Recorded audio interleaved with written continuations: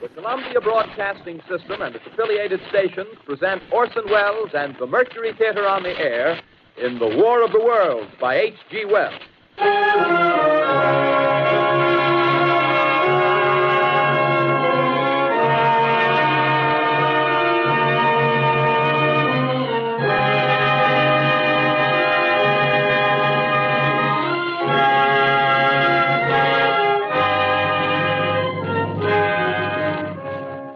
Ladies and gentlemen, the director of the Mercury Theater and star of these broadcasts, Orson Welles.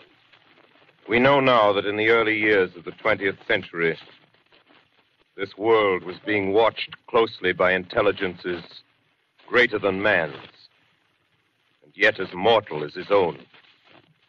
We know now that as human beings busied themselves about their various concerns, they were scrutinized and studied, perhaps almost as narrowly as a man with a microscope might scrutinize the transient creatures that swarm and multiply in a drop of water. With infinite complacence, people went to and fro over the earth about their little affairs, serene in the assurance of their dominion over this small, spinning fragment of solar driftwood, which by chance or design, man has inherited out of the dark mystery of time and space. Yet across an immense ethereal gulf, minds that are to our minds as ours are to the beasts in the jungle, intellects vast, cool, and unsympathetic, regarded this earth with envious eyes and slowly and surely drew their plans against us. In the 39th year of the 20th century came the Great Disillusionment. Near the end of October, business was better. The war scare was over. More men were back at work. Sales were picking up. On this particular evening, October 30th, the Crosley service estimated that 32 million people were listening in on radios. For the next 24 hours, not much change in temperature. A slight atmospheric disturbance of undetermined origin is reported over Nova Scotia, causing a low-pressure area to move down rather rapidly over the northeastern states, bringing a forecast of rain accompanied by winds of light gale force. Maximum temperature 66, minimum 48. This weather report comes to you from the Government Weather Bureau. We take you now to the Meridian Room in the Hotel Park Plaza in downtown New York, where you will be entertained by the music of Raymond Raquello and his orchestra.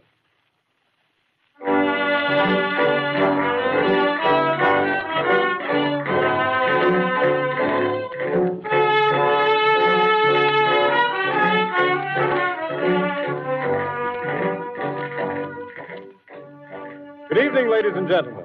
From the Meridian Room in the Park Plaza Hotel in New York City, we bring you the music of Raymond Raquello and his orchestra. With a touch of the Spanish, Raymond Raquello leads off with La Comparsita.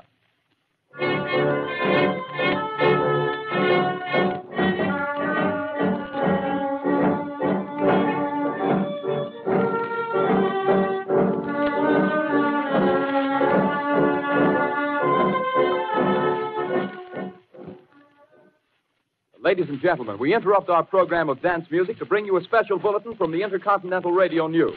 At 20 minutes before 8 Central Time, Professor Farrell of the Mount Jennings Observatory, Chicago, Illinois, reports observing several explosions of incandescent gas occurring at regular intervals on the planet Mars. The spectroscope indicates the gas to be hydrogen and moving toward the Earth with enormous velocity. Professor Pearson of the observatory at Princeton confirms Farrell's observation and describes the phenomenon as, quote, like a jet of blue flame shot from a gun, unquote. We now return you to the music of Raymond Raquello, playing for you in the Meridian Room of the Park Plaza Hotel, situated in downtown New York.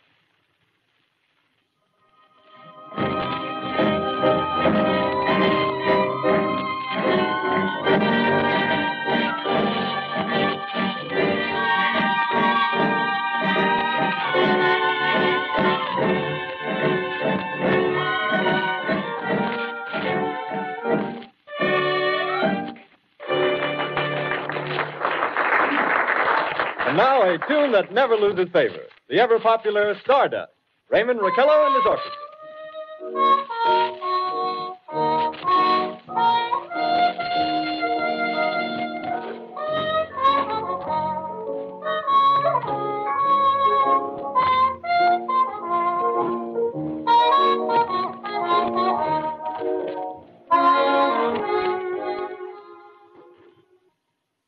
Ladies and gentlemen, following on the news given in our bulletin a moment ago, the Government Meteorological Bureau has requested the large observatories of the country to keep an astronomical watch on any further disturbances occurring on the planet Mars. Due to the unusual nature of this occurrence, we have arranged an interview with the noted astronomer, Professor Pearson, who will give us his views on this event. In a few moments, we will take you to the Princeton Observatory at Princeton, New Jersey. We return you until then to the music of Ramon Raquello and his orchestra.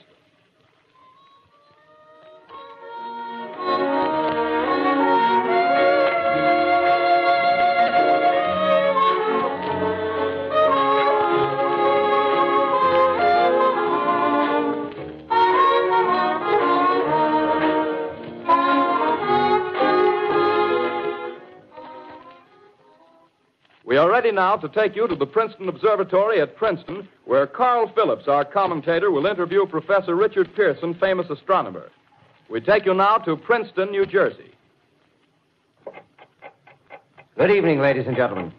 This is Carl Phillips speaking to you from the observatory at Princeton.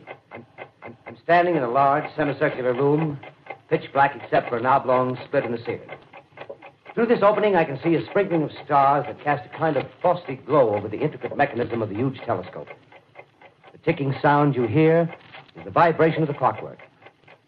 Professor Pearson stands directly above me on a small platform, peering through the giant lens. I'll ask you to be patient, ladies and gentlemen, during any delay that may arise during our interview. Besides the ceaseless watch of the heavens, Professor Pearson may be interrupted by telephone or other communications.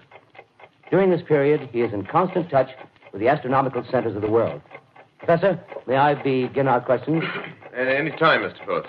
Professor, would you please tell our radio audience exactly what you see as you observe the planet Mars through your telescope? Nothing unusual at the moment, Mr. Phillips. A red disk swimming in a blue sea. Transverse stripes across the disk. Quite distinct now because Mars happens to be at the point nearest the Earth, in opposition, as we call it. In your opinion, what do these transverse stripes signify, Professor Pearson? Not canals, I can assure you, Mr. Phillips. See. Although that's the popular conjecture of those who imagine Mars to be inhabited. From a scientific viewpoint, the stripes are merely the result of atmospheric conditions peculiar to the planet. Then you're quite convinced, as a scientist, that living intelligence as we know it does not exist on Mars? I'd say the chances against it are 1,000 to 1. And yet, how do you account for these gas eruptions occurring on the surface of the planet at regular intervals? Mr. Phillips, I cannot account for it. By the way, Professor, for the benefit of our listeners, how far is Mars from the Earth? Approximately 40 million miles. Well, that seems a safe enough distance. Just a moment, ladies and gentlemen. Someone has just handed Professor Pearson a message. While he reads it, let me remind you that we are speaking to you from the observatory in Princeton, New Jersey, where we are interviewing the world-famous astronomer, Professor Pearson. One moment, please. Professor Pearson has passed me a message which he has just received. Professor, may I read the message to the listening audience? Certainly, Mr. Phillips. Ladies and gentlemen, I shall read you a wire addressed to Professor Pearson from Dr. Gray of the Natural History Museum, New York. Quote, 9:15 p.m. Eastern Standard Time. Seismograph registered shock of almost earthquake intensity occurring within a radius of 20 miles of Princeton. Please investigate. Signed, Lloyd Gray, Chief of Astronomical Division. Unquote. Professor Pearson, could this occurrence possibly have something to do with the disturbances observed on the planet Mars? Hardly, Mr. Phillips. This is probably a meteorite of unusual size, and its arrival at this particular time is merely a coincidence. However, we shall conduct a search as soon as daylight permits. Thank you, Professor.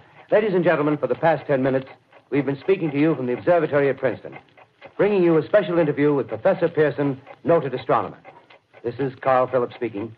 We are returning you now to our New York studio.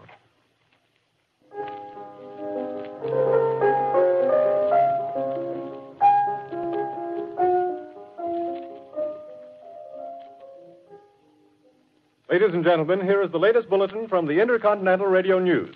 Toronto, Canada.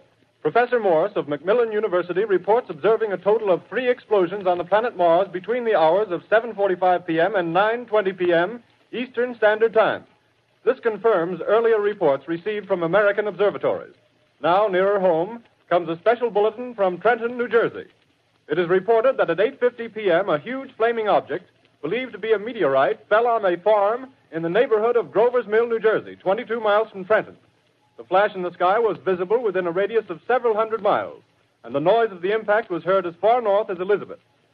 We have dispatched a special mobile unit to the scene, and we'll have our commentator, Carl Phillips, give you a word picture of the scene as soon as he can reach there from Princeton.